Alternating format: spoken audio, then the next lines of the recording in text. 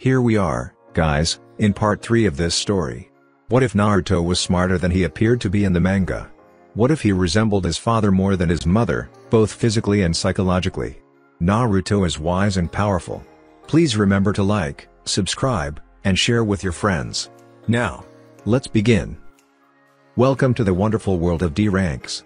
Naruto was starting to hate those words by now. It had been 2 weeks since the bell test had taken place. Kakashi had kept to his promise and started taking missions for the team the day after. Only Naruto, and by extension his teammates, refused to believe whatever they were doing were missions. Menial tasks such as fixing fences, taking dogs out for walks, manual labor on farms. Naruto was confused as hell as to how these tasks could be labeled in the same category as missions. He was sure Sasuke and Sakura were too. Speaking of which, Sasuke had started asking questions about how Naruto knew wind and water ninjutsu, his taijutsu style. He even had the nerve to demand from him all the jutsu he knew. Naruto had told him in no uncertain terms that unless Sasuke was willing to share jutsu from his own repertoire, Naruto had no intention of telling him what he wanted to know. Of course, Sasuke refused to share any jutsu of his, believing that they were Uchiha clan jutsu and as such, no one besides him could know. Naruto had scoffed at that, but Kurama had straight out burst laughing. The Great Beast had told him he knew at least 20 people who could perform the Great Fireball, only 2 of which were Uchiha. Naruto had smartly countered that argument by towing the line that was Uchiha Sasuke's pride. He had condescendingly asked if the Great Uchiha Library was not enough for him. Sasuke did not want to admit that he could not access it without his Sharingan, and he honestly believed all jutsus available outside were weak and so did not bother to learn them. He stopped bugging Naruto after that, much to the blonde's relief. However, Sakura had started bugging him on Sasuke's behalf to get him to hand over the jutsus, saying that a loser like him does not deserve them. Naruto was quick in shutting her up, turning her own argument against her. He had smartly questioned her if she was implying he was weak.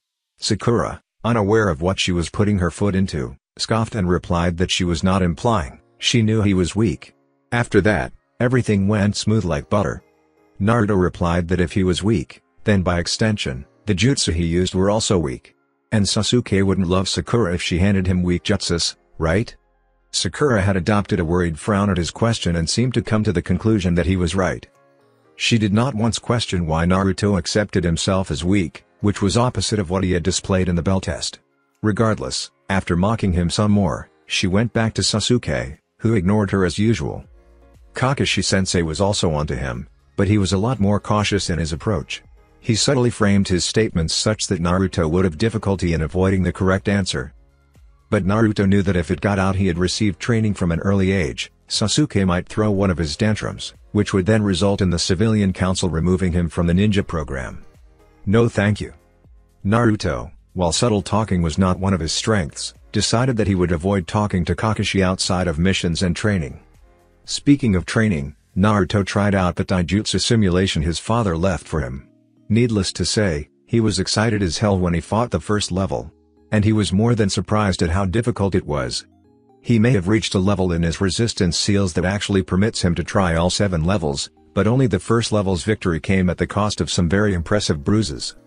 It taught Naruto that his taijutsu, while very good, was not good enough. He increased the resistance on his body, believing if he was faster, he would be better. He tried the second level after a week and was pleased to note that the number of bruises he got were significantly less. A sign of improvement. He also learned a water and a lightning jutsu as well. A very interesting thing he learned about his red lightning was that it was very versatile and easy to use. He could mold it into anything with ease, almost like it was an extension of his body. But enough of that. Right now, they were on a mission. A mission Naruto had absolutely no problem in failing. The mission to capture Tora, the feudal lord's wife's cat. It was a mission that always managed to give Naruto goosebumps. He could swear on his ramen that the old man was a sadist. He could see the joy at their pain in his eyes every time the mission to capture the blasted cat was handed out. So far they had already caught it 5 times. This was the 6th. And he was ready to tear his hair out. This is Kakashi, everyone copy? Sakura here, copy. Sasuke here, copy. Naruto here, copy. Does everyone have eyes on target? Naruto responded, I have clear eyes on target. Just waiting for the go. Alright, go. A flash step later and Naruto had Tora secured in his arms. She was thrashing around, but he could care less. "Got him, Kakashi-sensei." Turning to the cat, he pressed two fingers onto the cat's forehead and removed them, revealing a kanji for sleep. Tora fell asleep instantly. His teammates landed beside him, irritated expressions on their face which Kakashi expertly ignored and asked Naruto through radio, "Does it have the red ribbon on the right ear?" Surprisingly, it was Sakura who replied, "Yes, red ribbon is there. Can we go now?" Naruto couldn't fault her for being so infuriated. He looked over to Sasuke and saw him return to his normal brooding expression, but his clenched fists told otherwise. Kakashi landed beside his team, eyes scrunched up in that annoying eye smile of his. "Well done Team 7. Capturing Tora is a success." Naruto quietly mumbled, again. He seriously wanted to start doing actual missions. XXXXXXX. After they returned to the mission hall, Kakashi asked for another D-ranked mission, much to his team's protests. The Sandaime scrolled through the missions. Let's see. There is a fence that needs painting, weeding to be done, dogs to be walked. How about a real mission this time, Gigi? Like a C rank? He asked the Hokage, tired of doing the chores these people called missions. Sakura was quick to scold Naruto. "Naruto. Show respect to Hokage-sama." Surprisingly, she didn't try to hit him. Must have scared her back there, he mused. "Naruto." Iruka spoke with a frown, "You can't demand missions like that. Genin teams have to do D-ranked missions for 2 to 3 months before they get qualified for C ranks. And even then they're Jonin-sensei."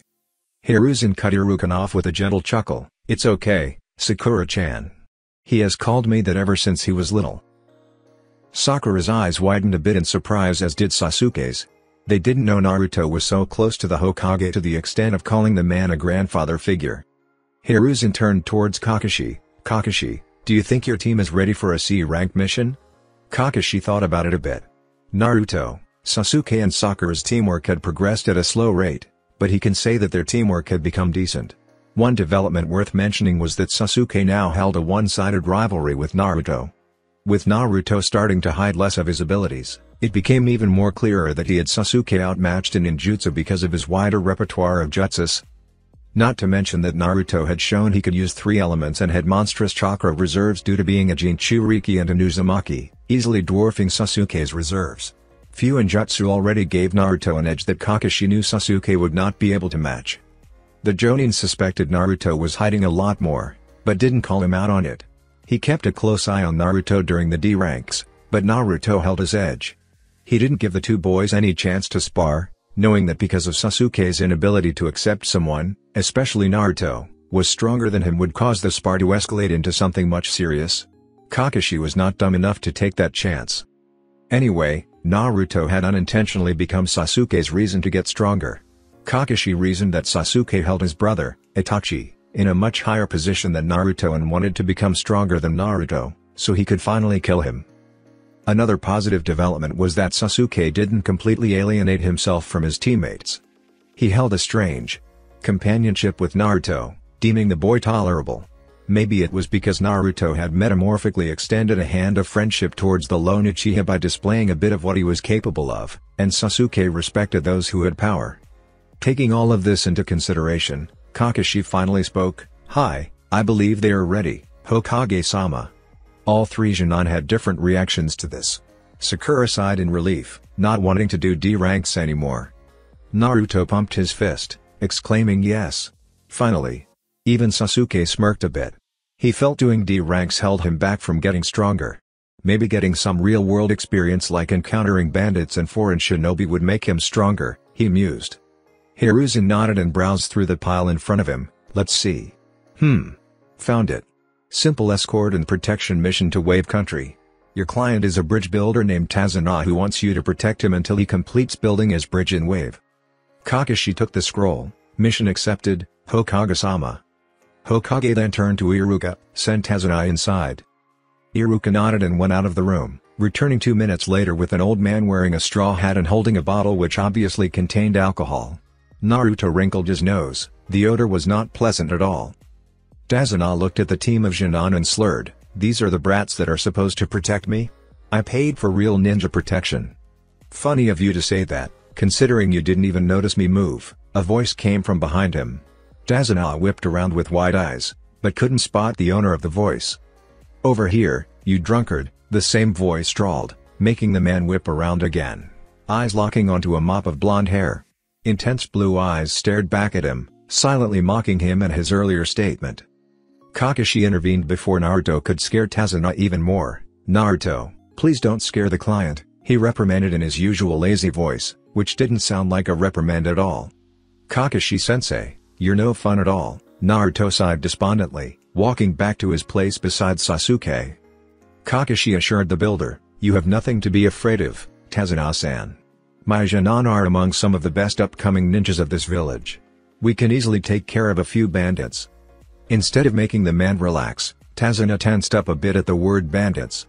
Naruto narrowed his eyes a bit at that.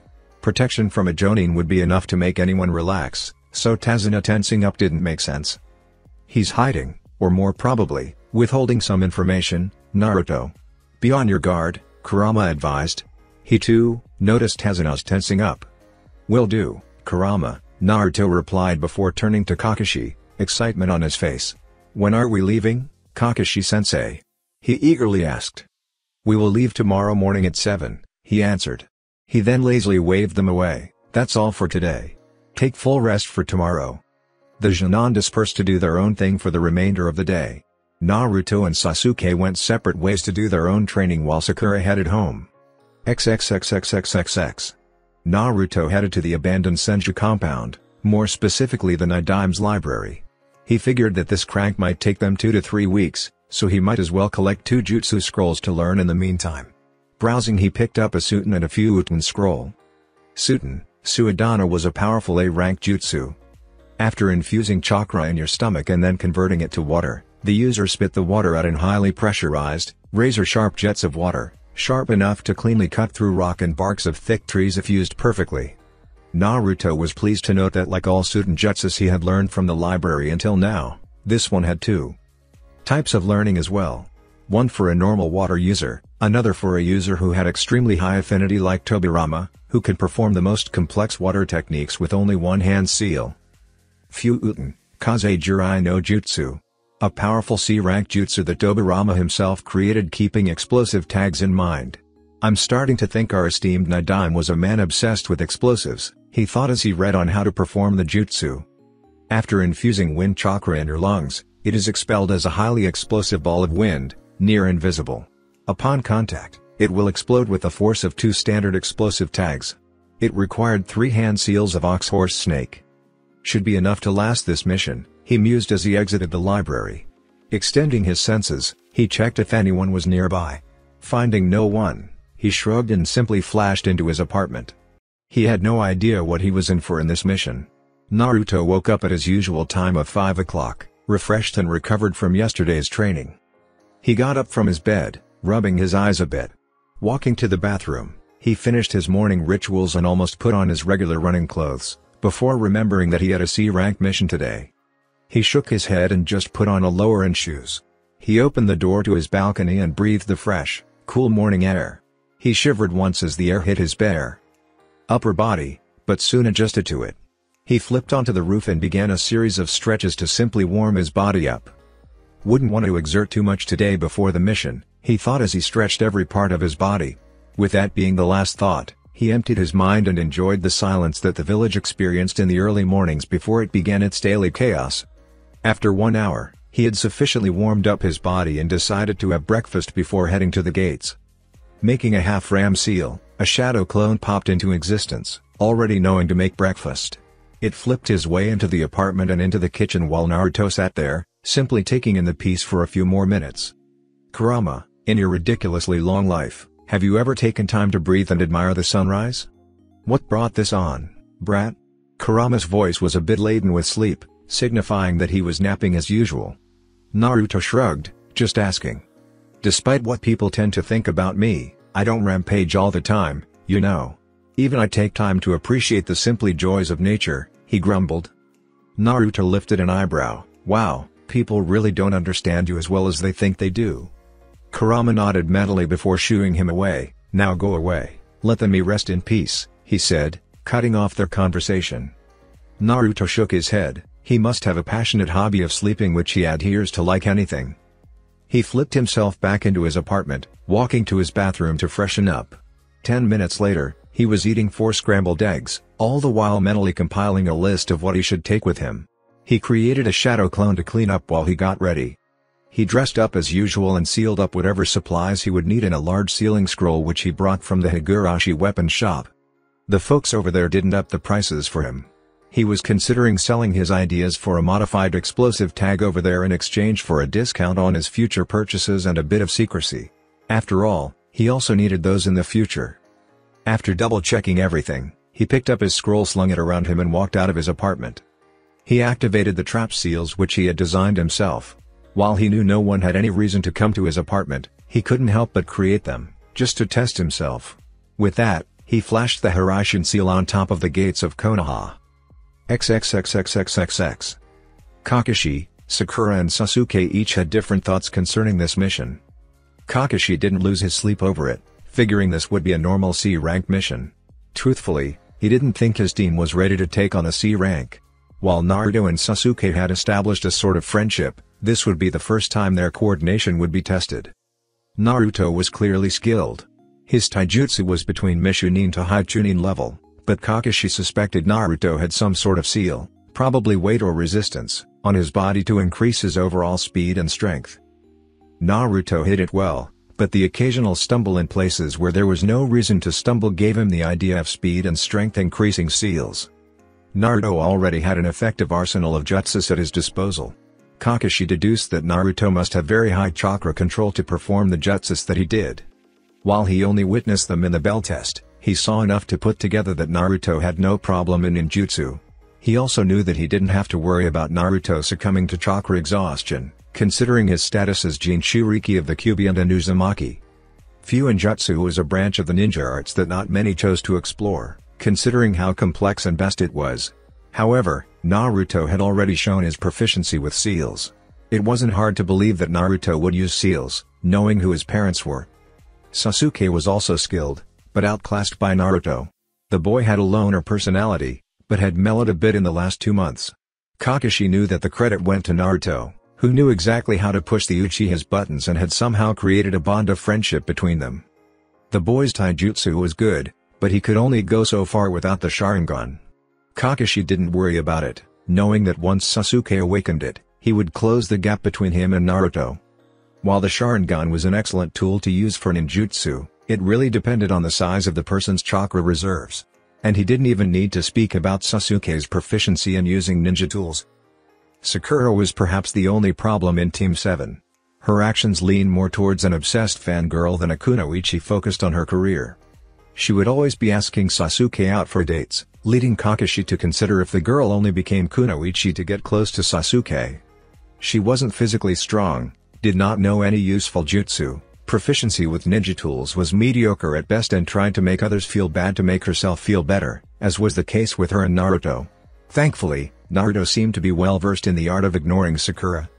The only good thing about her was that she had excellent chakra control and intelligence, but that was of no use to her if she couldn't find a way to apply it on the battlefield. He had only taken this C rank to show his team that the ninja world wasn't as easy and forgiving as it seemed. They hadn't even experienced their first kills, though that could change if they came across bandits.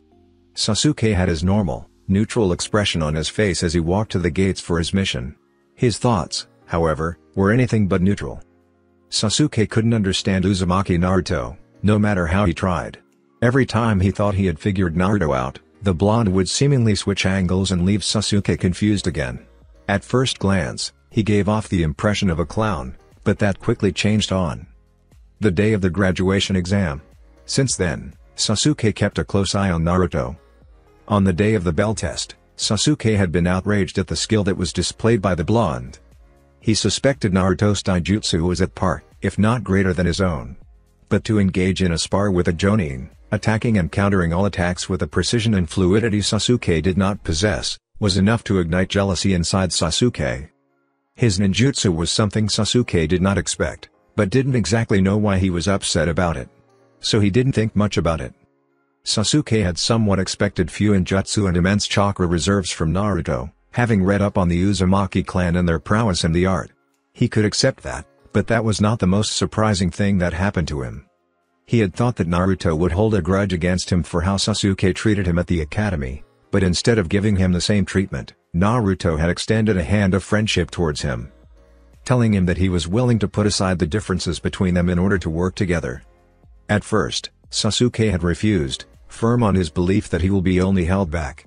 But Naruto persisted, to the point that Sasuke agreed if only to get him to shut up. And it was, alright, to work with him. Naruto invited him to occasionally have ramen with him at Ichiraku's. Sasuke had accepted every time, desperate to piece together the puzzle of Naruto. They usually talked about their training schedules, more like Sasuke wanted to know how Naruto became so strong. They talked about their childhoods, surprising Sasuke just how similar they were. Sometimes, they just complained about Sakura, with Naruto rambling and Sasuke pitching in every 5 minutes. And the weird thing about these meetings, it became easier to talk to him every time. Sasuke was now pretty sure that he did not consider Naruto as a weakling to be dismissed at the first glance, but rather as a scale to measure himself against. He respected him, he wanted to become as strong as Naruto, in hopes that he would surpass him and finally become powerful enough to kill his brother. He had accepted Naruto as a comrade, for now.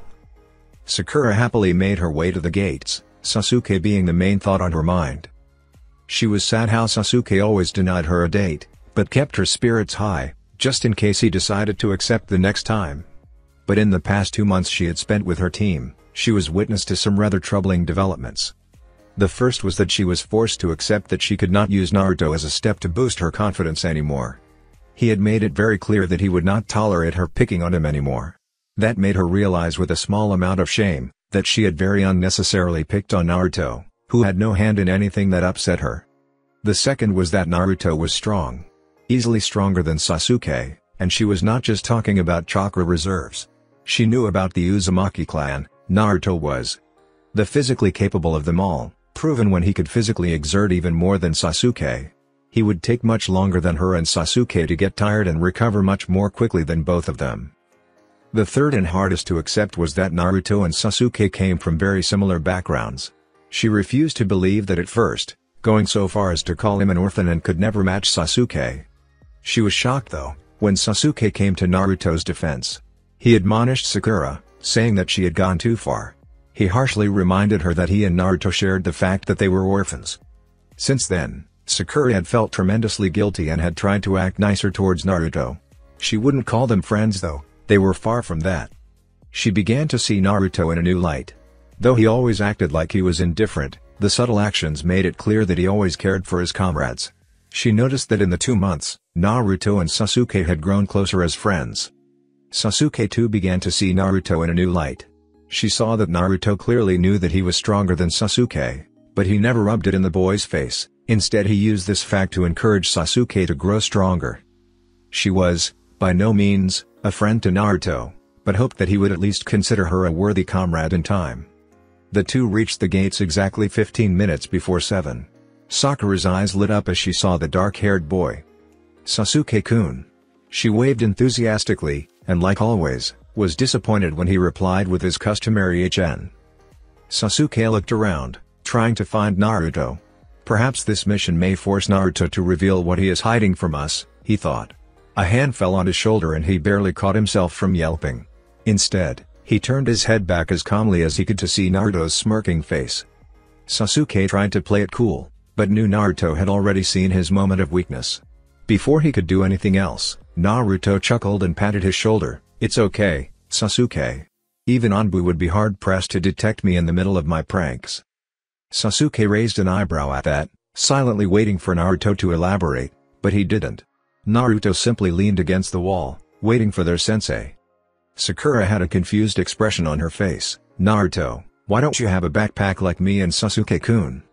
Naruto replied, "Well, for one, sealing scrolls are just more practical to use. It takes time to take off your backpack, and rummage through everything to find what you need. All you need to do in a sealing scroll is unroll it, push chakra into the required seal and voila. So much quicker than backpacks, don't you think?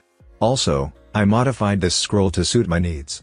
I trust my creation more than anything else." "That's an interesting outlook, Naruto. The three Genin turned around to see Kakashi and their client coming. Tazuna was still drinking, but he didn't seem as drunk as he was yesterday. Kakashi looked at Naruto. While your logic isn't wrong, it is a bit unconventional for shinobi to use sealing scrolls instead of backpacks. However, if it works for you, I have no problem with it, he finished, shrugging in the end. Turning towards his other two students, are you two ready? Seeing them nod, he turned to their client, let's go, Tazuna-san. XXXXXXX. They had left the gates over 4 hours ago. 4 hours of torturous silence. While Naruto appreciated silence, 4 hours of traveling with someone and not talking at all felt really awkward. He would talk with Tazuna, but nothing came to mind about what to talk. Talking with Kurama wasn't an option, the fox was easily snoring away. Sakura seemed to sense the awkwardness as well, and she did not have the same problem as Naruto of finding a topic to talk about. Tazuna-san, you are from Wave Country, right? Tazuna turned his head towards her. Yeah, what about it? Do you have a ninja village in that country? Surprisingly, it was Kakashi who answered. Actually, Wave does not have a ninja village. Each of the elemental nations has their own hidden shinobi villages. But the smaller countries don't have the resources to fund, let alone maintain their own hidden village. Budget, people, missions, there are so many resources to account for that the smaller nations can afford. So they prefer to hire ninjas from other countries. Naruto only paid half attention to the explanation, the other half of his attention focused on the puddle to the side of the road. It looked so out of place on the sunny day that a word automatically rang through his mind, trap. He glanced at Kakashi-sensei, who had also seen the puzzle and figured out its genjutsu. He nudged Sasuke, motioning him to glance at the puddle. Sasuke raised an eyebrow for he didn't understand what Naruto was trying to imply, but it suddenly clicked after a moment. He nodded his thanks to Naruto who nodded back. They subtly repositioned themselves in front of Tazuna. As soon as they passed the puddle, Naruto's sense of danger buzzed loudly and he called out, "Watch out!" He and Sasuke both jumped back in time, but Kakashi was apparently too slow to react. Two ninjas jumped from the puddle and attacked Kakashi with a bladed chain, tearing him to shreds. At least that's what Sakura and Sasuke saw. Naruto's senses were fast enough to follow the Kawarimi followed by a minor genjutsu. One down, the one on the right declared. They both then turned their attention towards the Genin. Sakura, guard Tazuna, Naruto shouted. He then turned his attention towards the one who was closing in on him. Holding a half-ram seal, a shadow clone popped up beside him. Together, they both held kunai in their hands, reverse grip and coated with wind chakra. Due to his excellent chakra control and the chakra-conducting metal of the kunai, the wind chakra got shaped like a second and a longer skin to the kunai. Not wasting any time, both of them engaged the ninja from different sides. The ninja scoffed and tried to use his chain, but both the Narutos easily dodged it. One of them attacked the chain while the original attacked the ninja. The ninja, whose eyes were wide after seeing the wind chakra on the kunai, was sufficiently distracted with trying to hold the clone from cutting his chain off. Naruto took advantage of this and executed a diagonal slash along the torso of the ninja. The wind chakra easily tore through and made a deep cut. Not enough to be fatal, but deep enough to hurt. The ninja cried out in pain and instinctively held his left hand to the cut. The clone took full advantage of the opening and hit the back of the ninja's head with the blunt head of his kunai, rendering him unconscious. Naruto and his clone smirked down at the fallen ninja and bumped fists, the action causing the clone to disappear.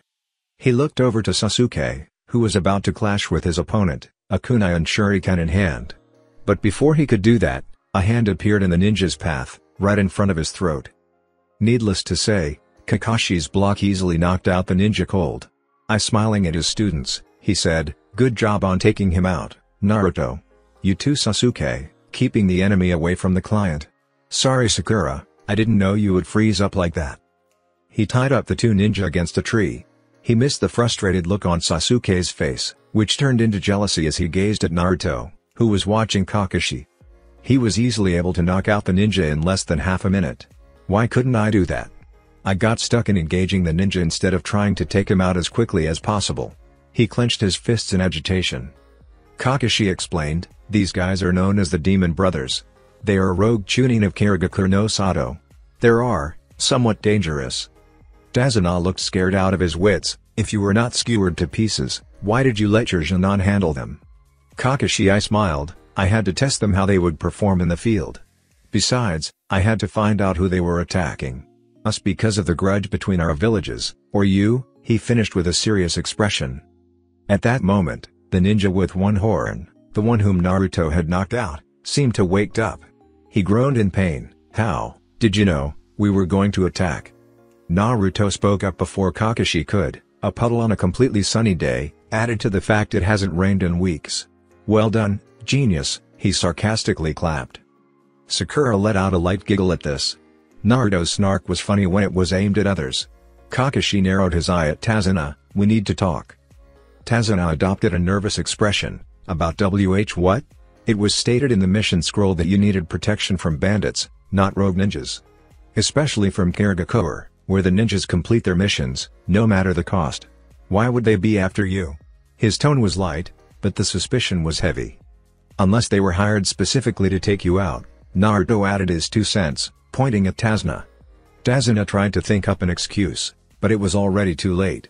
With a resigned sigh, he asked them, "Have you heard of a man called Gato?" Kakashi questioned with a thoughtful frown, "Do you mean one who is among the richest men in the nations? That Gato?" "I've heard of him," Naruto stated. Kakashi raised an eyebrow, silently asking to elaborate. "He is the owner of a shipping company. When I last read about him, he was among the top 15 richest in the nations. Suspected for criminal activity, but no proof," he said with his arms crossed. "The very same," Tazuna agreed. "Though now he is among the top 5. He came to Wave Country a bit more than 2 years ago. First we didn't think anything about it, but soon he had bought up all the shipping industry of our nation. You see, Wave Country is an island, so we are dependent on the shipping to get goods. But that wasn't the worst part. He used his monopoly to drain the country dry. The people live in poverty. Many lost their houses to Gato. Whoever protested is killed. He takes what he wants with his hired thugs, making sure nobody dares to oppose him. His shipping business covers his criminal activities. He deals with drugs, alcoholics, rare goods, even slaves. Everything and anything that brings him money. The only thing he fears is the bridge I'm building. If I finish my bridge, his monopoly will be rendered obsolete and our country will be back in business because we will be connected to the mainland. So why didn't you just tell the truth to Hokage-sama?" Kakashi glared at him. Tazuna threw his hands up. "I couldn't. Wave Country has been sucked dry. We don't have enough money to pay for more than a C-rank mission." Kakashi shook his head. "While that is sad, you had no right to lie to the Hokage. This mission is now at least a B rank, requiring a team of Chunin and Jonin. This is not a job my Jonin are suited to perform." Glancing at his students briefly, he said, "But as they are ninjas of Konoha, they have a say in this as much as I do now." He then turned to his students. "What do you think we should do?" Naruto was the first to answer. "Protocol dictates that during times like these, the assigned Jonin team is to immediately abandon the mission and report back to the village for reassignment." Sasuke glared at Naruto, but before he could speak Naruto continued, "But I say we continue, Kakashi-sensei. This mission is not just about Tazuna wanting to save money. A whole country is about to lose the last shreds of its economy because of one man who wants too much." Surprisingly, Sasuke brought up a good point, and we can't afford to let people think that Konoha will let a country fall to such a man. I say we continue, Kakashi-sensei. Kakashi looked at the 2 Jonin and then at Sakura, who still looked a bit scared. "What about you, Sakura?" Sakura looked less scared than before, but still scared. "To say we go forward, Kakashi-sensei." Kakashi gazed at her a moment longer. He sighed and then said, "Very well, let's go." They missed Tazuna's sigh of utter relief. XXXXXXX. Naruto put seals on both the brothers' foreheads, putting them to sleep. Kakashi told him the Konoha shinobi would be arriving to take them, so he should leave instructions for them on how to release the seal. After that, the team and Tazuna continued without any further delay until they reached the coast where Tazuna had organized transport to Wave Country. The man greeted Tazuna and cast a wary eye on the Konoha shinobis, but kept his words to himself. He stirred them, appearing extremely nervous despite of the dense cover from the morning fog. As soon as the bridge came into view, Kakashi let out a low whistle. "That is one impressive bridge, that is." Naruto shook his head in wonder. "I've never seen anything as awesome as that bridge before." Sakura was gaping at the sheer size of the bridge and Sasuke was, like always, neutral-faced. Once they reached the shore, the fisherman wished Tazuna best of luck to get home safely while Tazuna thanked him for his help. Kakashi asked Tazuna, "How long is your home away from here?" "A journey of about 1 hour and a half." Kakashi nodded and motioned for his team start walking. Though he didn't know the reason why, he suddenly felt a sense of foreboding. Glancing towards his team, he wasn't entirely surprised to see that only Naruto seemed to share his wariness, eyes darting around, ready to react at the slightest notice. And react he did. Without any warning, a shuriken flew into a bush on the side, courtesy of Naruto. Sasuke and Sakura jumped at that, along with Tazuna. Kakashi just narrowed his eyes. "What is it, Naruto?" Naruto walked to the bush, a kunai ready in hand. Though he was confused when he only spotted a white rabbit, scared to the bone. Sakura scolded him, "Baka. Look what you did to the poor rabbit." But Kakashi and Naruto were too busy concentrating on the fact that they spotted a white rabbit. A snow rabbit whose fur is white? In the spring? The absence of brown fur indicates it was raised in captivity, were the thoughts going through the Jonin's head. He suddenly realized its purpose. His shout ran out a second after Naruto's danger sense kicked in. Down. Everyone dropped to the ground, just in time to avoid a giant, spinning from cutting off their heads. Naruto saw that Sasuke was able to bring Tazuna just in time. Everyone stood up and turned towards the tree in which the sword was buried, a man standing on the handle.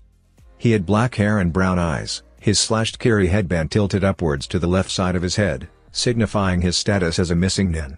He wore mist-stripped pants and hand warmers that extended to his biceps. Kakashi's voice took a tone of mock surprise. Well, if it isn't Momochi Zabuza, rogue nin and former member of the Seven Swordsmen of the Mist." The now identified Zabuza raised a non-existent eyebrow. "So you have heard of me?" The man's posture radiated confidence and power. "I'm going to ask you to hand over the old man to me. You do that and you get to escape with your lives." Kakashi had a bead of sweat running down the side of his face. This is really bad. Zabuza is a high A rank missing nin, bordering S rank, which easily upgrades this B rank to a high A rank. Naruto had similar thoughts running through his head. Damn, our luck must be really bad if we have to face off against a swordsman of the mist. I don't stand a chance against him. But we have no choice other than to fight. Damn it. Naruto took out 2 kunai from his hip pouches, held in reverse grip and ready to engage, but Kakashi held a hand in front of him.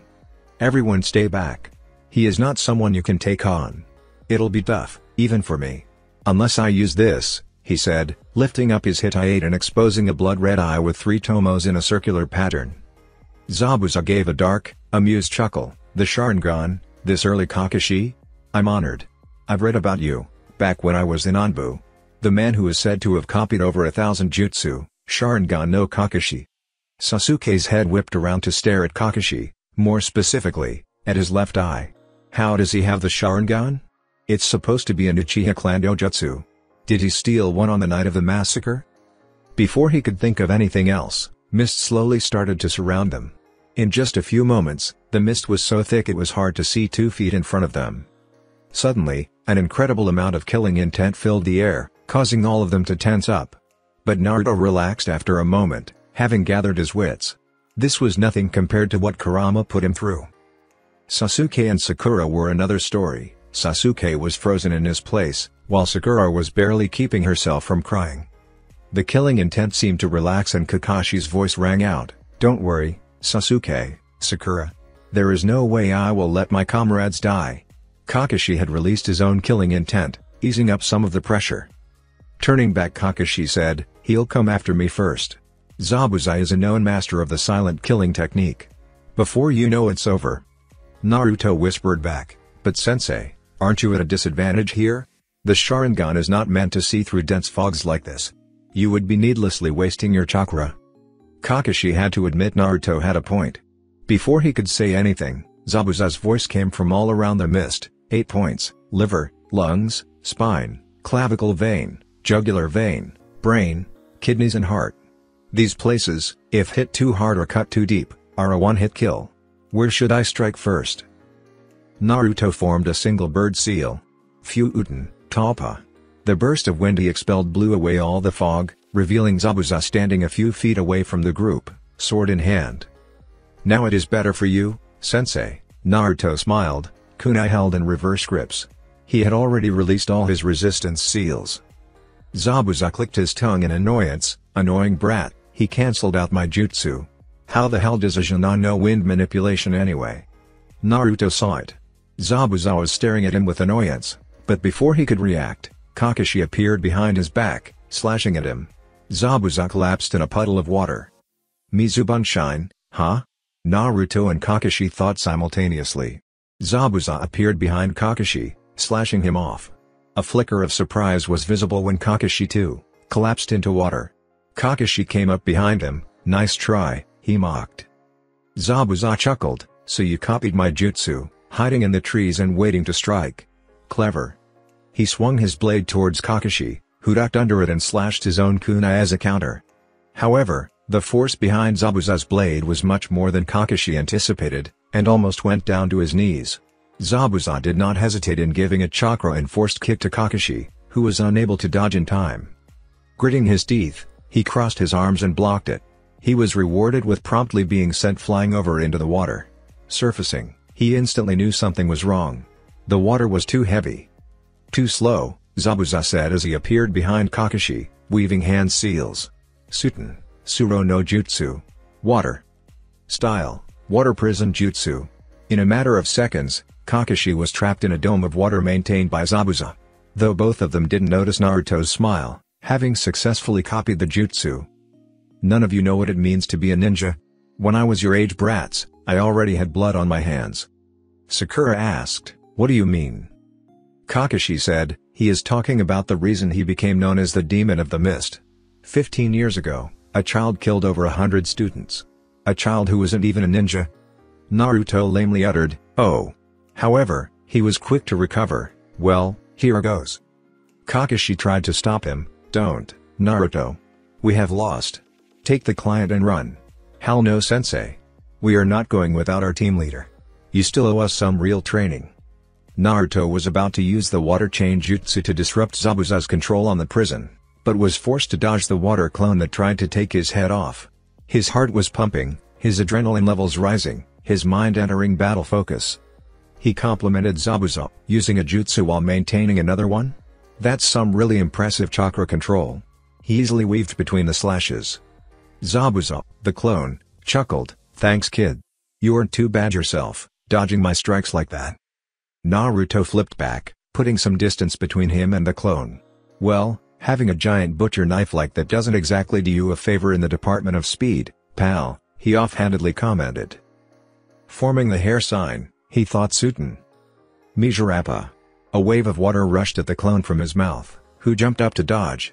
Smirking, Naruto formed the half-ram to weave the water towards the clone, who couldn't dodge mid-air. He was expelled into water. Not wasting any time, Naruto maintained the half-ram and formed over 20 shadow clones, who moved to engage the real Zabuza, who scoffed and easily dealt with them with his blade one by one. While this was happening, Naruto took the opportunity to shake Sasuke out of his stupor. Gripping his shoulders tightly, he harshly whispered, get your head back in the game, Sasuke. I need your help to free Kakashi-sensei. It seemed to do the trick as Sasuke snapped back into awareness. In a moment of acknowledging Naruto as leader, he asked, what should we do? Naruto unrolled a scroll and slapped his hand onto a seal. A puff of smoke revealed a Fuma Shuriken, folded. Naruto rolled the scroll back and slung it. All of this happened in just 10 seconds. He handed the folded shuriken to Sasuke, who glared at him. A simple Fuma Shuriken won't work, Dobe.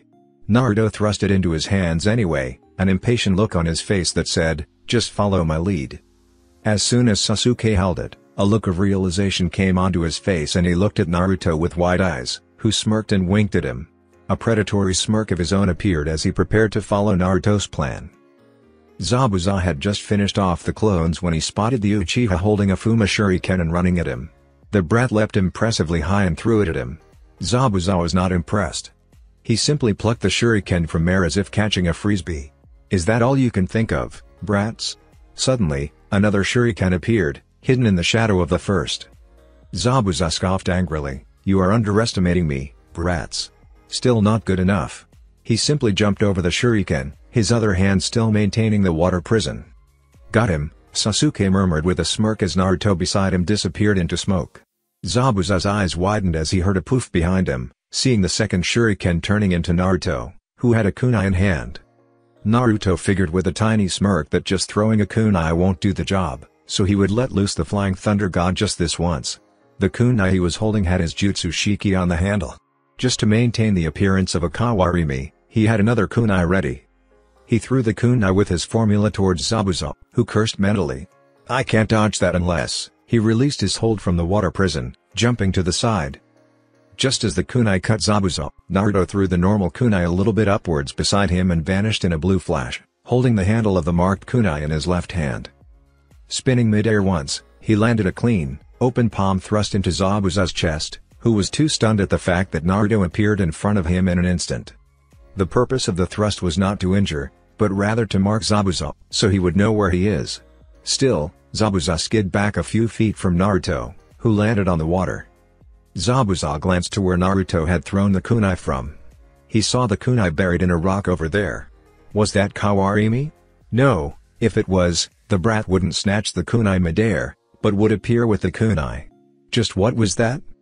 His thoughts were spinning furiously as he gazed at Naruto, who was now holding two kunai in reverse grip, dark blue wind chakra sharpening them into mini swords. He can use Fuuten and Suten ninjutsu, has enough chakra to use the Shadow Clone Jutsu without worry, his chakra control is good enough for him to water walk, and he can use wind chakra to sharpen his kunai? Is he a Jonin for real?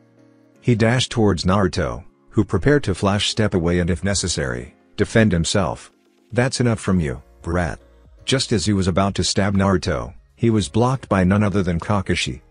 He had halted the sword using a reverse gripped kunai, rage swimming in his eyes. "You've got some nerve." The whisper was deadly enough that even Naruto shivered a bit. He was not only angry at himself for making a rookie mistake and getting himself caught, but the man had the gall to attack his Jonin. "Your trick won't work twice, Zabuza," he promised the man, slowly. Without turning his gaze away, he spoke to Naruto. "Brilliant plan, Naruto. Distracting Zabuza by getting Sasuke to help you. Excellent job." Zabuza tisked. I lost concentration for a moment and cancelled the technique. "Don't give yourself too much credit.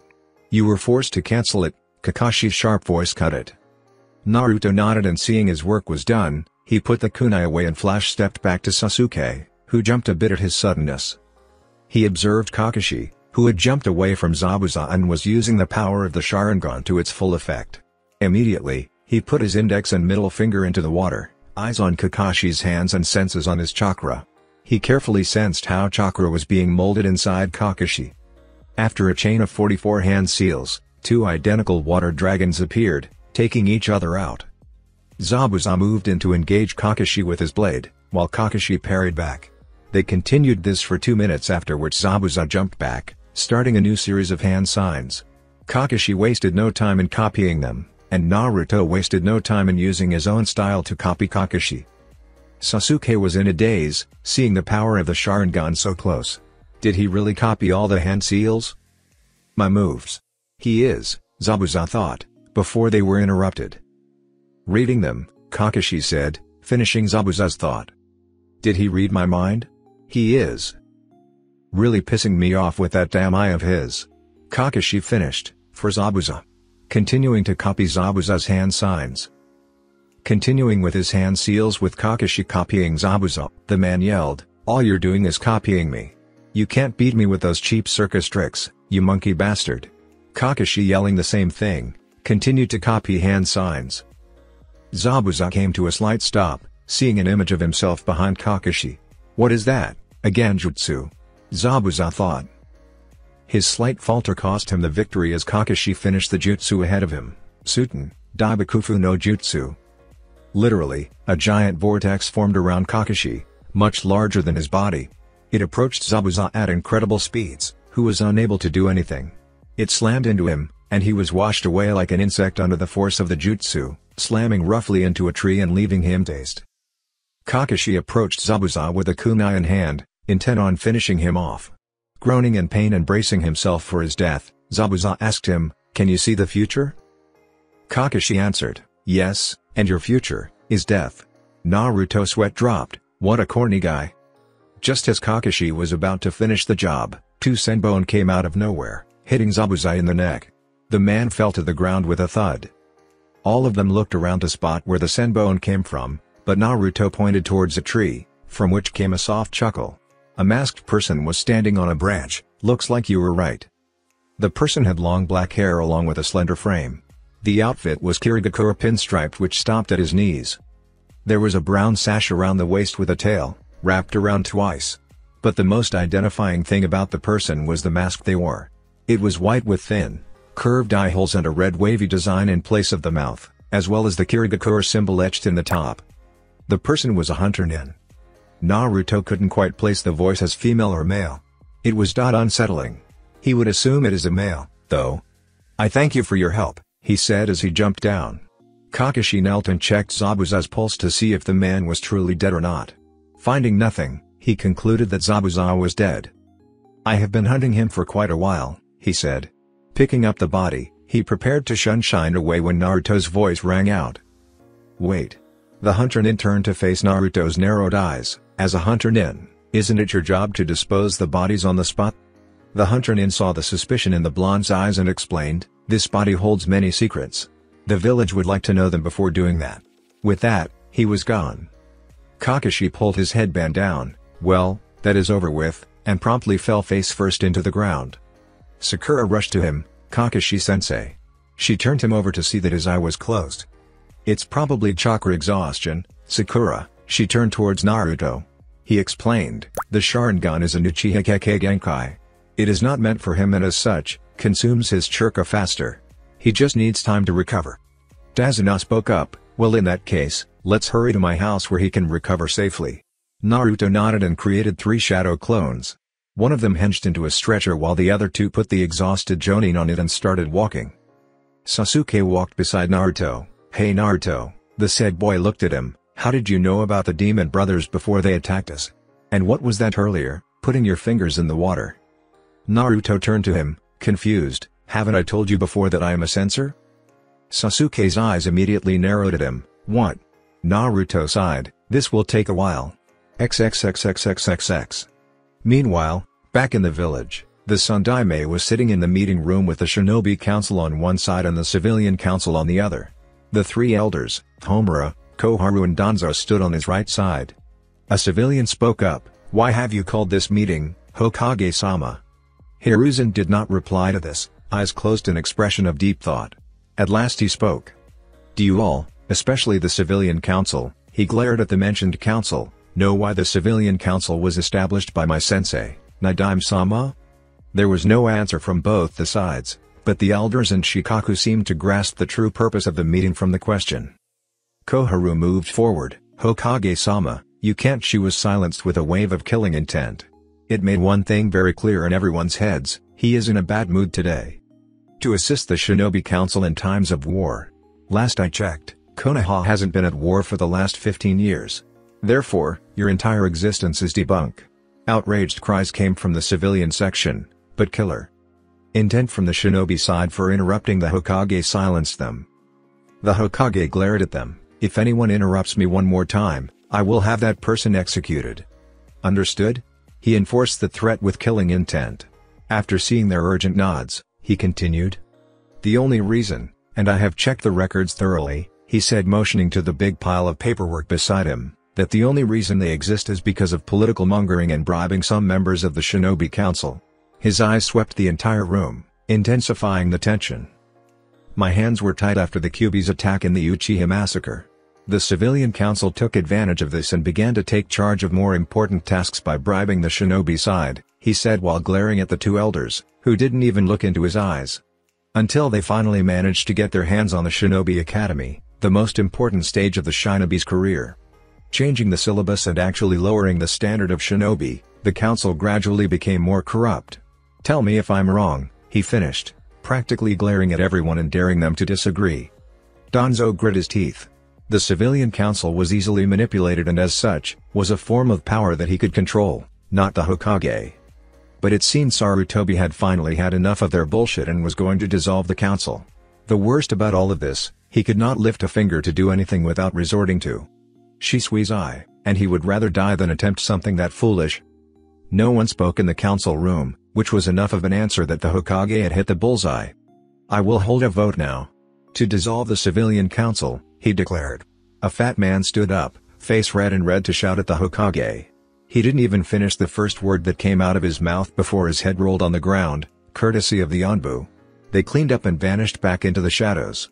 Suddenly seeming to remember something, he turned to the elders. Before I commence the vote, the elders will not be voting, seeing that their position only allows them to advise and as such, have no say in any final decision made by the Hokage.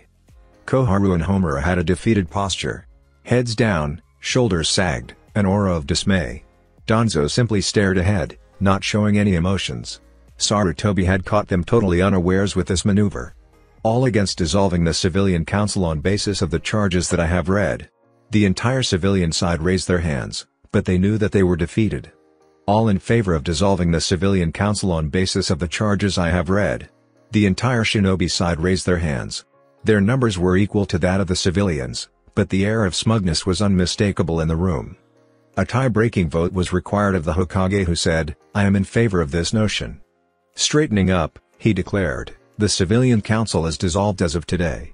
I will appoint a shinobi committee to review all the corrupted laws they have passed related in favor of themselves. A separate division will be responsible for reviewing shinobi areas. The civilian council can leave now." All of them slowly got up, an air of defeat around them all. They filed out of the chamber one by one. "The elders, please leave. I have some important things to discuss with the shinobi clan heads." The elders couldn't protest against this as well. Clan business was serious, and no one, even the Hokage, was to interfere unless it concerned the integrity of the village. As soon as they left the room, Hiruzen snapped his fingers. An Anbu appeared with a scroll held in his hand. He put it on the Hokage's desk and went back to his post. A signal from the Hokage caused all the Anbu to leave the room. Hiruzen opened it, revealing it to be a storage scroll. He slapped his hand on the scroll, and in a puff of smoke, a bottle of sake and the same number of cups as the Shinobi Council appeared. Hiruzen smirked. "Who wants drinks?" That's it for this video. I hope you all enjoyed the video. Don't forget to like the video, subscribe to the channel, and follow me on my other social media accounts. Anime God here, and I'm signing off.